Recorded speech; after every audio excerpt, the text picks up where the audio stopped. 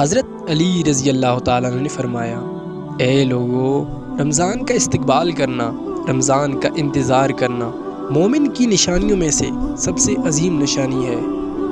تو ایک شخص نے پوچھا، یا علی وہ کیوں؟ تو حضرت علی رضی اللہ تعالیٰ عنہ فرمانے لگے کہ رمضان کا چاند اللہ کی طرف سے انسانوں کے لیے رحمت کا اعلان ہوتا ہے۔ یاد رکھنا، جب رمضان کا چاند آسمان پہ ظاہر ہوتا ہے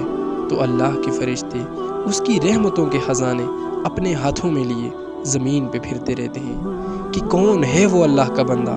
جو اس رحمت والے مہینے میں اپنے گناہ معاف کروائے گا، اللہ کی رحمت کے انعامات لے گا، اپنی مرادیں دعائیں قبول کروائے گا۔ اے شخص، جب بھی رمضان کا چاند دیکھو تو 21 مرتبہ سورہ فاتحہ پڑھ کر اپنی وہ دعائیں اللہ سے مانگنا جو تم اپنے لیے چاہتے ہو، کیونکہ اس پل اللہ انسان کی ساری دعائیں فوراً قبول کر دیتا ہے۔ تو اس شخص نے پوچھا، یا علی